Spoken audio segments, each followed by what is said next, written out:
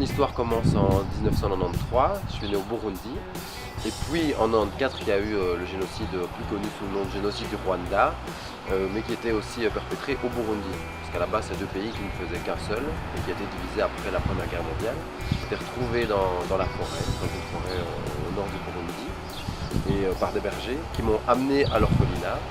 Et de là, en Belgique, voilà, il y a une famille qui cherchait à adopter, la famille Paquet, ma famille. Mes parents m'ont inscrit à un stage de théâtre qui se faisait dans la commune de Cibray, à côté.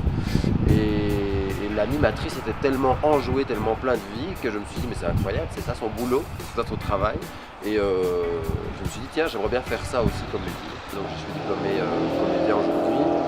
Voilà, j'ai créé mes ateliers, j'ai participé déjà à une série pour la RTBF illégale en janvier dernier. J'ai fait des tournages, voilà, je touche du bois pour le moment, j'ai pas mal d'activités, c'est chouette. Je donne des ateliers de théâtre, autant pour les petits que pour les personnes plus âgées. Quand j'ai fini mes études à Bruxelles, la question se pose toujours, toi tu vas rester à Bruxelles, non? Oui, parce qu'il y a beaucoup de Français qui sont là aussi. Et moi il était hors de question parce que j'ai aimé Bruxelles pour le côté culturel, mais j'ai pas aimé Bruxelles pour le côté la vie au quotidien. Du coup je suis revenu à Bastogne après les études et j'ai pu justement me créer plus facilement depuis Bastogne entre guillemets, parce qu'ici il y a une offre culturelle qui est le centre culturel de Bastogne, il y a l'orangerie aussi. Il y a 2-3 troupes amateurs qui font des spectacles plutôt humoristiques. Je pense oui, qu'il y a moyen de faire émerger des talents. Jean-Pierre Lugenon est un exemple, il y en a d'autres, voilà, il y a le Mise en Pique en rue, il y a Thomas Meunier.